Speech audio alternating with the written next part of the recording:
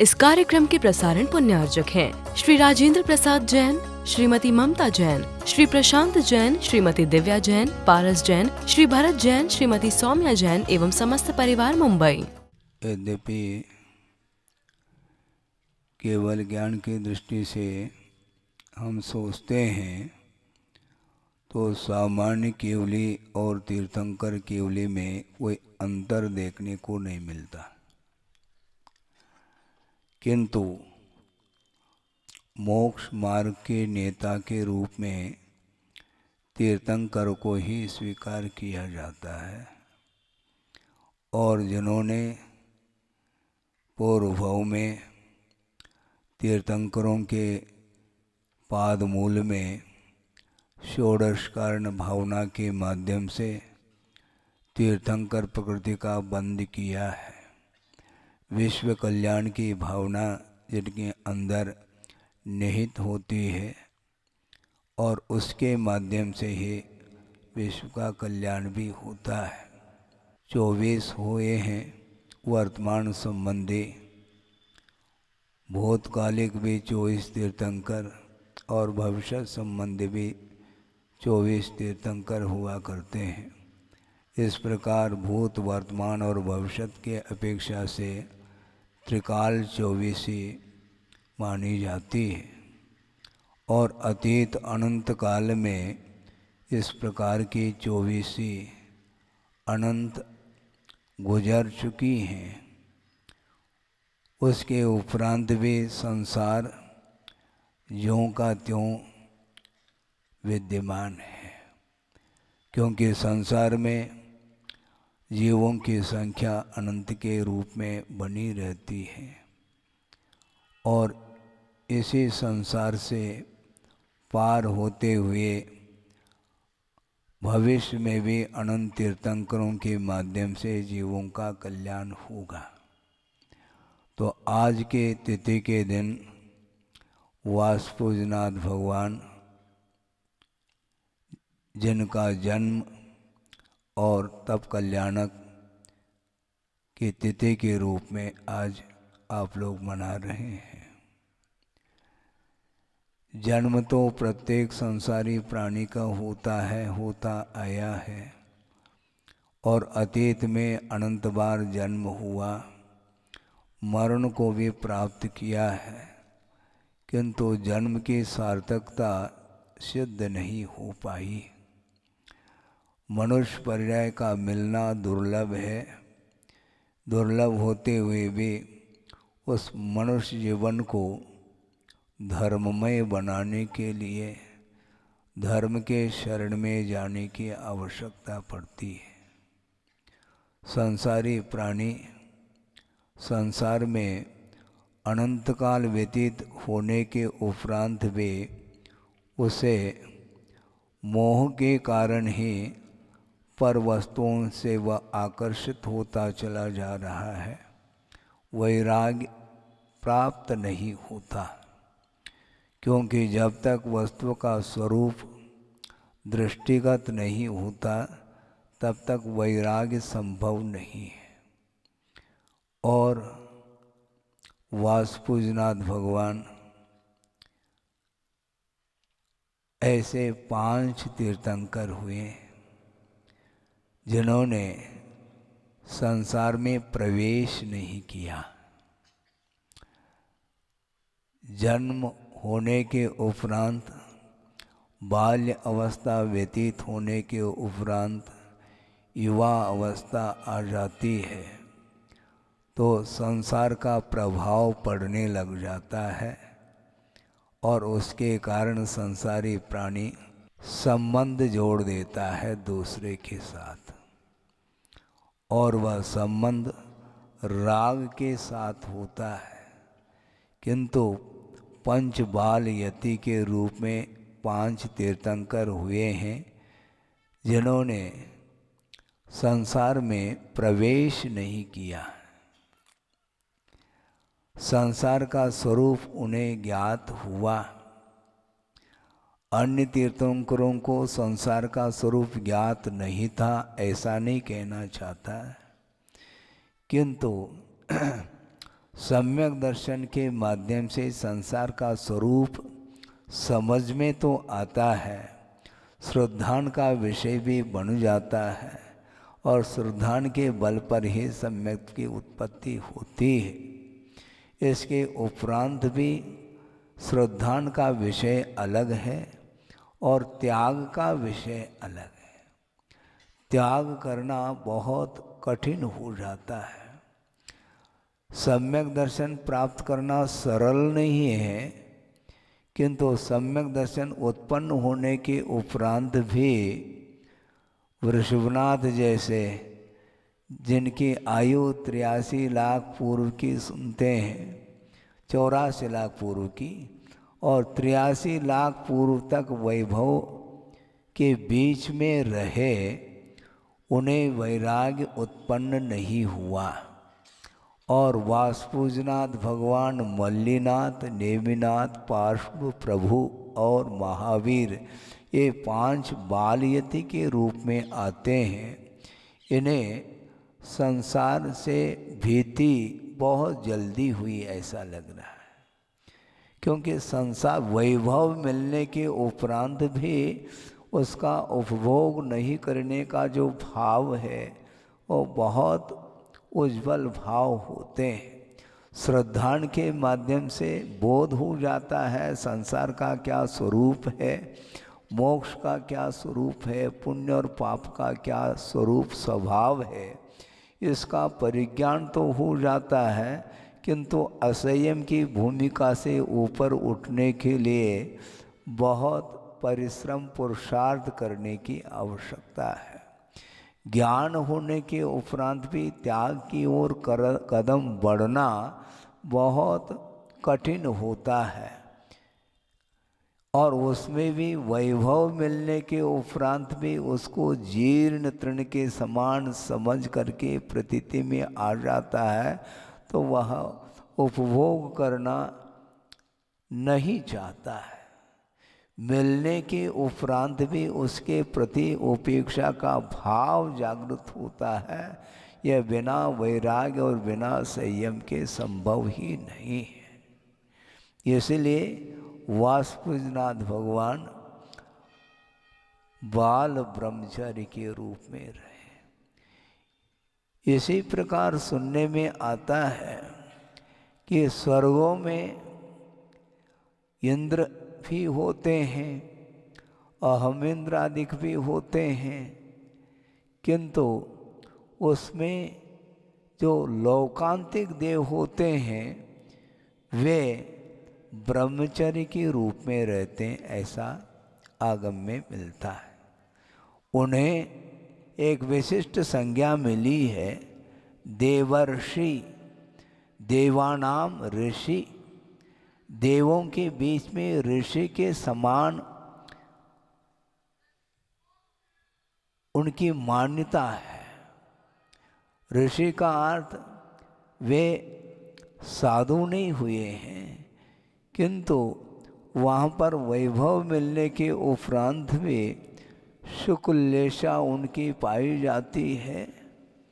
द्वादशां के पाठी होते हैं और तीर्थंकरों के तप कल्याणक में वैराग्य का समर्थन करने के लिए, सराहना करने के लिए वो उतर करके आते हैं।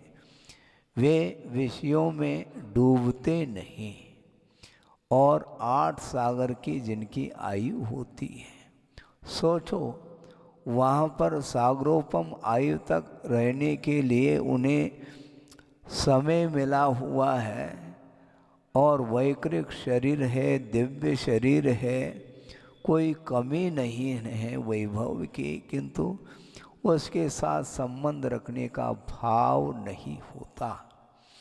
और ये सत्य है कि आगमकार ये कहना चाहते हैं, संगी पंचेंद्रिय की विवक्षा को लेकर के हम आपके सामने विषय रख रहे हैं।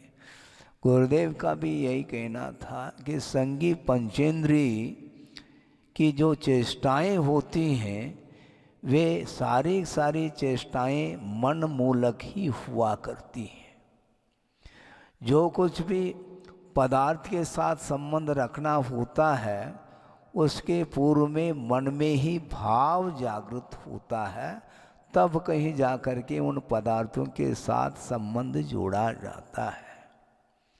ऐसा नहीं है आपकी इच्छा नहीं हो और आपका संबंध हो गया हो, ऐसा संभव नहीं है।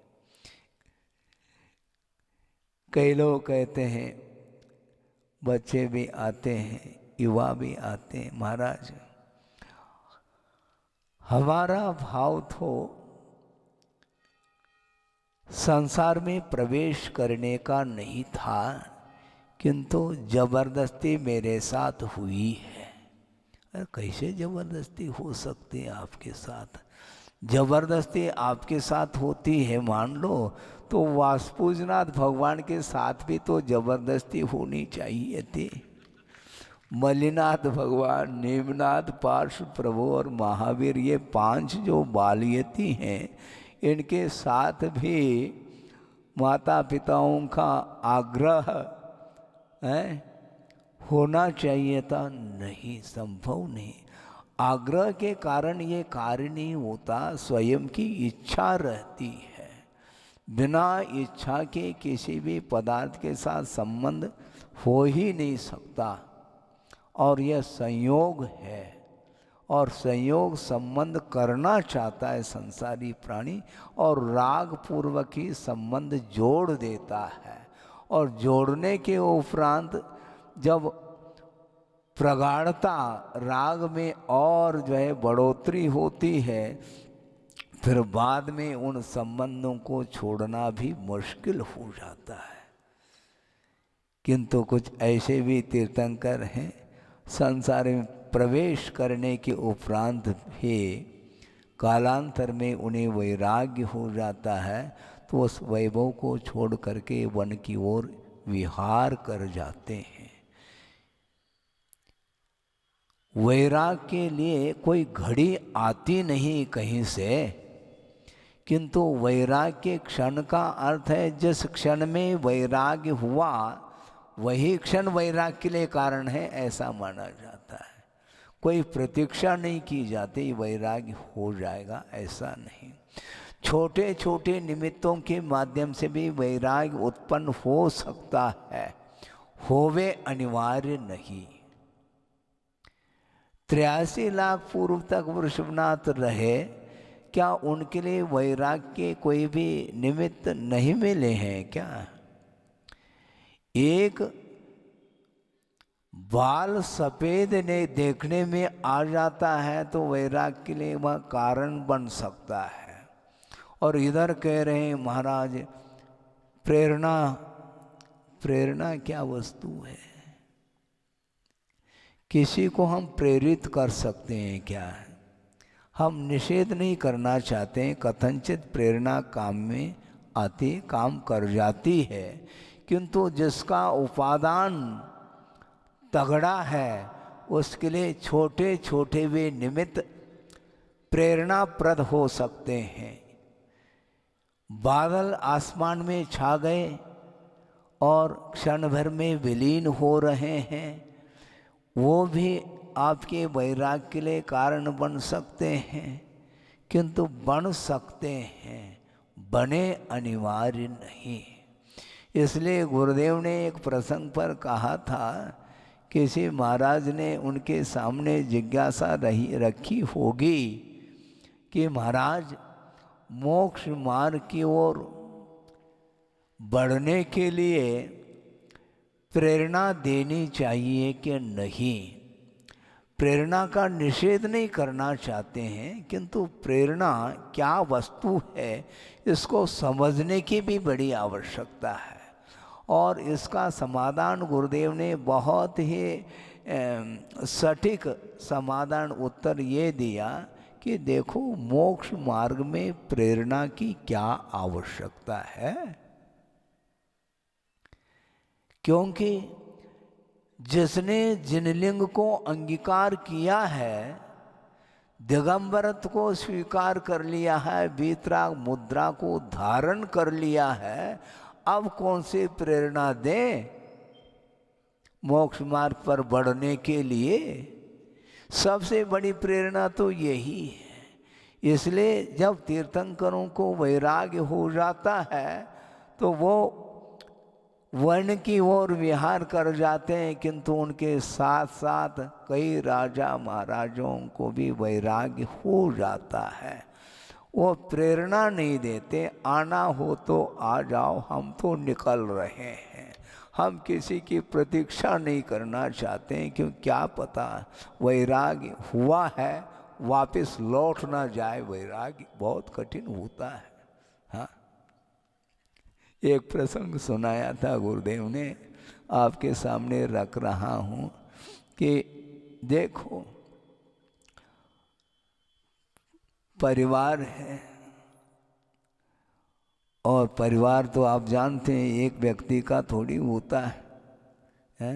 पहले तो अकेले रहते हैं, फिर बाद में संबंध जुड़ जाता है तो एक के दो हो जाते हैं, फिर दो के फिर पूछो नहीं, दो के चार आठ जितना भी हो, परिवार बहुत लंबा चौड़ा हो जाता है, जिसको आप लोग बड़कुल बोलते हैं।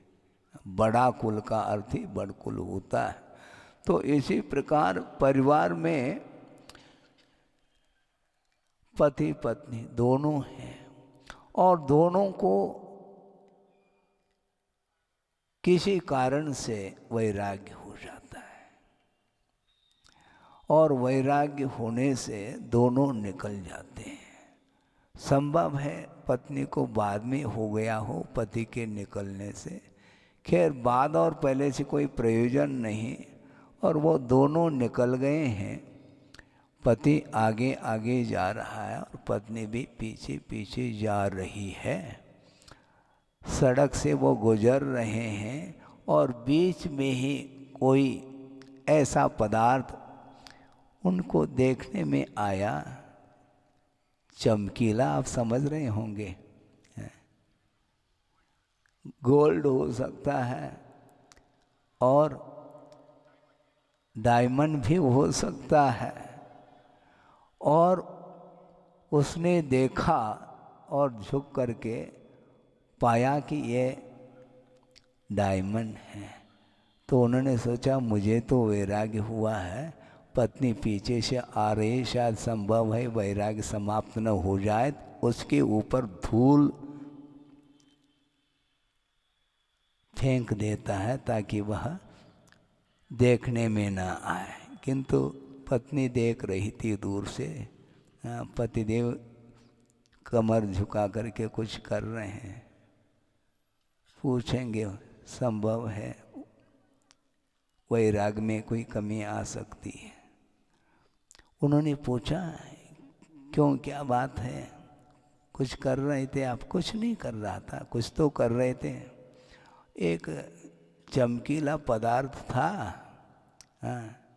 वो मोती मानिक जो भी है, ऐसा न हो कि फ्राई करके फ्राई करके इसलिए कह रहे हैं क्योंकि वो आप लोग दूसरे के ऊपर ही डाल देते हैं। फ्राई करके महिलाओं को आकर्षण का वह केंद्र बनता है। सबसे ज़्यादा तो महिलाएं आभरण आभूषण पहनती हैं, इसलिए ऐसा न हो कि तुम्हारा कहीं वैराग्य समाप्त न हो जाए, इसलिए हमने धूल फेंक दी उसके ऊपर। तो पत्नी ने कहा यही तो बात है, ऐसा करो तुम लौट जाओ घर, मैं अकेले जा रही हूँ। इसलिए कह रही वो कि देखो तुम्हें तो भेद ज्ञान हुआ था, इसके उपरांत भी सोने की गिट्टी और मिट्टी में पुनः तुम्हारे दृष्टि में अंतर देखने में आ रहा है, इसलिए तुम्हारे पास वैराग्य नहीं, लौट जाओ तुम। क्योंकि वैराग्य उत्पन्न होने के उपरांत चाहे सोने की गिट्टी हो चाहे वह मुल्तानी मिट्टी हो, दोनों सम्यक दृष्टि के दृष्टि में समान हैं। सर्वमिदं पौद्गलिकम, जो कुछ भी देखने में आ रहा है पदार्थ, 5 इंद्रियों का जो विषय बन रहा है वह पौद्गलिक पदार्थ है, और पौद्गलिक पदार्थ के माध्यम से ही संसार का निर्माण हुआ है। आंखें मिली हैं, इन आँखों के माध्यम से प्रभु का दर्शन करो और उसके माध्यम से भेद ज्ञान उत्पन्न होता है। वैराग्य क्या है, वस्तु का क्या स्वरूप है, ये देखने में आता है। किंतु एक क्षण के लिए तो वैराग्य हो जाता है, पुनः वापस वह लौट सकता है। इसलिए त्यक्त पदार्थ के प्रति भी आकर्षण बहुत जल्दी हो सकता है। संस्कार, पूर्व संस्कार वशात छोड़ी हुई वस्तु भी आपके पुनः आकर्षण के लिए कारण बन सकती है। एक राजा है जिन्हें वैराग्य हुआ है और निकल जाता है, जैनेश्वरी उन्होंने दीक्षा ली है और तप करने के लिए बैठा हुआ है, पर्वत की चोटी पर बैठा है, ध्यान में लीन है, ध्यानस्थ है और ध्यान में आत्म तत्व का चिंतन चल रहा है। वस्तु का क्या स्वरूप है इस विषय में वह निमग्न है, और ध्यान से निवृत्त होने के उपरांत देखो क्या स्थिति बनती है। ध्यान से निवृत्त हुआ है और उसकी दृष्टि सुदूर पड़ जाती है। वहाँ पर कुछ देखने को मिला, क्या यही देखने को मिला? क्योंकि जिस समय वह राज वैभव के साथ जीवन व्यतीत करता था, वहाँ पर कोई वैभव की, कोई संपदा की कमी नहीं थी। इसके उपरांत भी वैराग्य उत्पन्न होने के उपरांत में ऐसा प्रसंग जुड़ जाता है कि वैराग्य समाप्ति को है। क्या देख लिया उसने? कुछ नहीं देखा। एक हीरे का पाषाण देखने को मिला उन्हें, और काफ़ी मात्रा में बड़ा लंबा चौड़ा था। और जब वो घर में रहते थे हवेली में, उस प्रकार का वह पाषाण उनको देखने को नहीं मिला था। हीरे का पाषाण, हीरापुर है पास में, अभी भी यहाँ पन्ना है, हीरापुर है, जहाँ पर हीरे, माणिक, मोती, पन्ना अधिक मिलते हैं। तो उसी प्रकार उन्होंने एक हीरे का पाषाण देखा और देखते ही उनके मन में भाव आया, अरे इस प्रकार का पाषाण हीरे का हमने कहीं नहीं देखा। गाड़ी रिवर्स होने को है, समझ रहे हैं? लेकिन ध्यान रखो, और रिवर्स होने को है, अभी भी उनके अंदर पुण्य पल्ले में है ऐसा लग रहा है। अब देखो पुनः कैसा। और उधर नीचे से 2 व्यक्ति आ रहे हैं, घुड़सवार हैं घोड़े पर, और बड़ी तेजी के साथ घोड़ों को भगा रहे हैं वो, और बीच में हीरे के पाषाण की ओर उनकी भी दृष्टि जाती है, और जाती है। अब 2 हैं, अब दोनों यदि मालिक होंगे तो बंटवारा करना पड़ेगा, समस्या खड़ी हो गई। एक ही घोड़े पर दोनों बैठे हुए आ रहे हैं, और दोनों ने देख लिया ये हीरे का पाषाण है, माला माल हम हो जाएंगे। लेकिन एक व्यक्ति के मन में आ रहा है बंटवारा करना पड़ेगा, इससे अच्छा है कि एक को समाप्त कर दिया जाए। और तलवार दोनों के हाथ में है, और दोनों उतर जाते हैं। एक ने कहा मैंने इसको पहला देखा है, और वह कहता नहीं मैंने पहले देखा है। तो आपस में संघर्ष हो जाता है। किसके पीछे? चेतन के पीछे नहीं, जड़ वस्तु के पीछे। सोचो विचार करो, इतना संघर्ष हो जाता है कि बस आपस में वह युद्ध चालू हो जाता है और दोनों समाप्त हो जाते हैं। उस हीरे के पाषाण के निमित्त को लेकर के। और उस दृश्य को वो मुनि महाराज पर्वत पर बैठे बैठे देख रहे हैं। अच्छा हुआ जल्दी पुनः गाड़ी रिवर्स हो रही थी, इसके उपरांत भी पुनः सामने वह दृश्य देखने को मिला और पुनः वैराग ज्यों का त्यों बना रहा। कहने का तात्पर्य ये है कि वैराग्य होते होते भी वैराग्य समाप्त हो सकता है। इसलिए तीर्थंकर हवेली में रह करके केवल ज्ञान प्राप्त नहीं करते हैं, क्योंकि वहाँ का संस्कार, क्षेत्रजन्य संस्कार कभी भी वैराग्य दे नहीं पाएगा। इसलिए जल्दी से जल्दी वन की ओर विहार करते हैं और सुदूर एकांत में जा कर के आत्म तत्व का वह विचार करते हैं। तब जा कर के वैराग और दृढ़ हो जाता है। तो दृढ़ होने के उपरांत केवल ज्ञान के लिए वह कारण बन जाता है।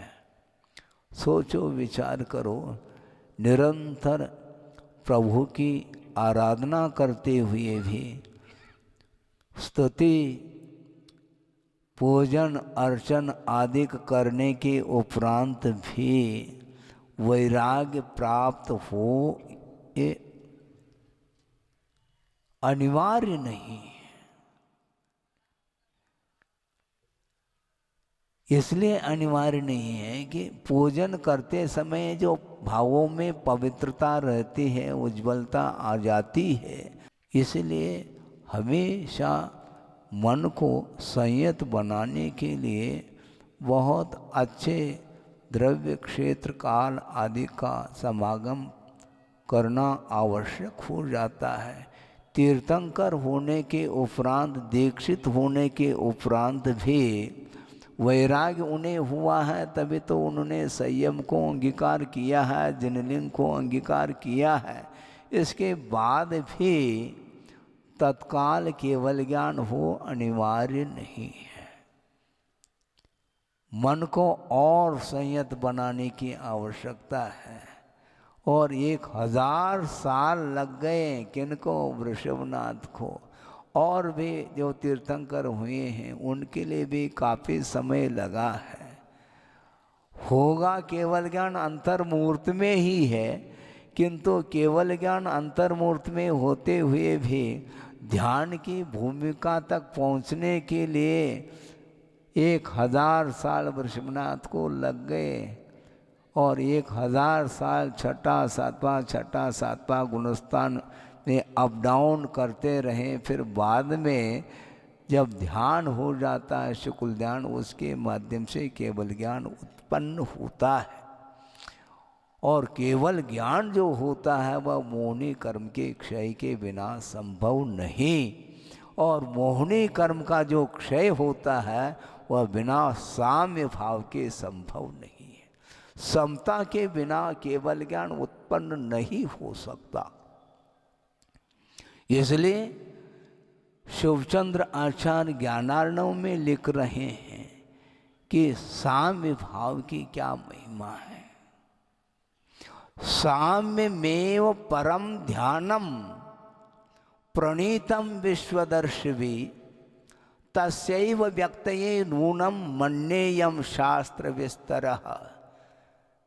स्वयं आचार्य कह रहे हैं, मैं मानता हूँ ये सारा जो शास्त्र का विस्तार है वह केवल तस्यैव व्यक्तये, उस साम्य भाव की अभिव्यक्ति के लिए ही ये सारा शास्त्र का विस्तार किया है, ऐसा मैं मानता हूँ। क्योंकि साम्यम एव परम ध्यानम कहा। किसने कहा? प्रणीतम विश्वदर्शिवी, सर्वज्ञ भगवान ने ये कहा है। साम्य भाव का नाम ही उत्कृष्ट ध्यान है। साम्य भाव होना खेल नहीं है। वैराग्य पुनः मिट जाता है समता के अभाव में, और समता की परीक्षा जो होती है वह विषमता के साथ, क्योंकि सुख दुख, जीवन मरण और शत्रु मित्र, निंदा और प्रशंसा, इन सब में साम्य भाव जो रखता है वह श्रमण माना जाता है। समनो समसु दुखो कहा, समसत्व बंधु वग्गो, समसु दुखो पसंस निंद समो, समलोट कंचनो पुनः जीवित मरणे समो समनो कहा। तो साम्य भाव जो है वह परम उत्कृष्ट ध्यान माना जाता है। इसलिए समता भाव लाने के लिए ये सारा उपक्रम है। संयम धारण करने के उपरांत भी मन बाहर दौड़ सकता है पूर्व संस्कार वशात। इसके उपरांत भी निरंतर साधक लोग साधना में रत रहते हैं।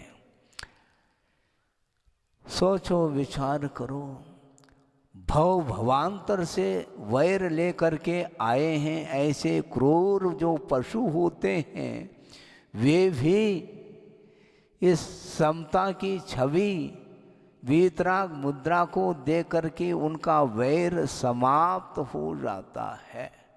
समो शरण में एक कोठी में कौन बैठते हैं? पशु तिर्यंच बैठते हैं। परस्पर में जिनका वैर, जात्य वैर जिसको बोलते हैं, जन्मजात जिनके प्रति वैर है, किंतु वो सारे के सारे वैर भाव छोड़ करके बैठे हैं किसके चरणों में? जो समता से संपन्न हैं और प्रभु के चरणों में बैठ जाते हैं। वो सारी क्रूरता समाप्त हो जाती है। पशुओं की क्रूरता समाप्त हो रही है। बंधुओं विचार करो, मानवों को क्या हो गया? मानव पर्याय मिलने के उपरांत भी परस्पर में वैर धारण करते हैं। ईर्ष्या के कारण ये अज्ञान भाव है, और अज्ञान के कारण ही संसारी प्राणी का पतन होता है। पशुओं को समझाने की आवश्यकता नहीं पड़ी। भगवान के दर्शन करते ही वैराग्य भाव जागृत होता है। ऐसे ऐसे उदाहरण सिद्धांत ग्रंथों में भी मिलते हैं। पढ़ा है आपने? पढ़ा करो थोड़ा बहुत। महाराज हम पढ़ते नहीं, आप हैं ना, इसलिए पढ़ने की क्या ज़रूरत है? हाँ, आप तो प्रतिदिन सुनाते रहो, हम सुनते चले जाएंगे। सुनना सुनाना अलग वस्तु, किंतु स्वरूप का परिज्ञान होना चाहिए। एक व्याघ्र है, महावीर भगवान के पूर्व जीवन को पढ़ो, समझ में आ जाएगा। शेर की पर्याय में वो है, और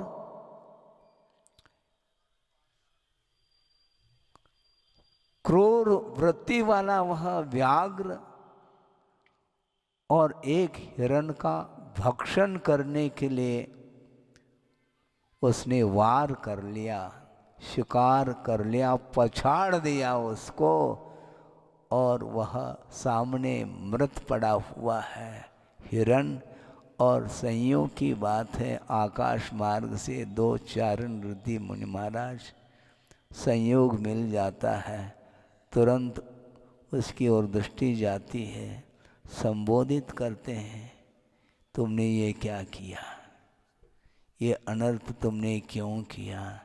इतना कहना पर्याप्त है। जाति स्मरण हो जाता है और आंखों में धार है।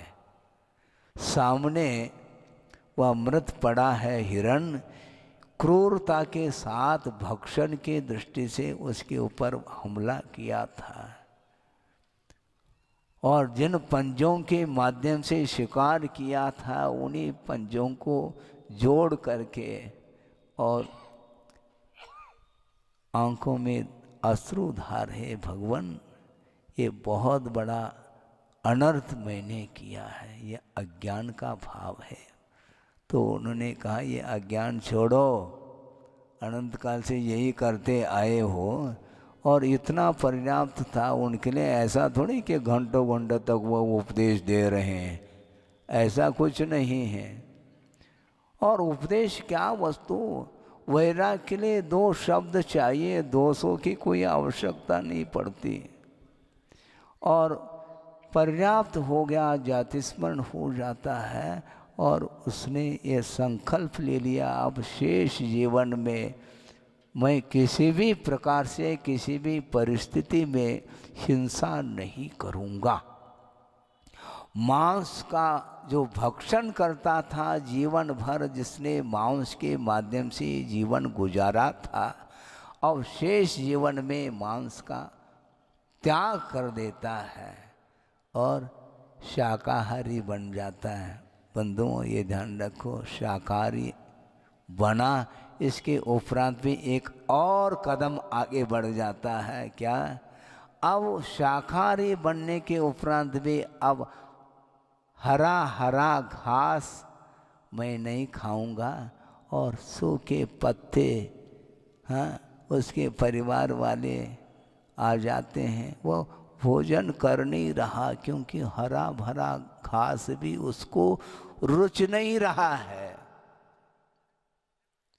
कान तो मांस भक्षण करता था, हरा भरा घास से भी उसका मन ऊब गया है। नहीं, अब सूखे सूखे पत्ते के माध्यम से, सूखे घास के माध्यम से ही जीवन व्यतीत कर रहा है। और लास्ट में जा कर के संलेखना समाधि पूर्वक मरण को प्राप्त करता है और स्वर्ग चला जाता है। और आप लोग प्रवचन सुन रहे हो, थोड़े बहुत वस्तु तत्व को समझने का पुरुषार्थ करो। इस कार्यक्रम के प्रसारण पुण्यार्चक थे श्री राजेंद्र प्रसाद जैन, श्रीमती ममता जैन, श्री प्रशांत जैन, श्रीमती दिव्या जैन, पारस जैन, श्री भरत जैन, श्रीमती सौम्या जैन एवं समस्त परिवार, मुंबई।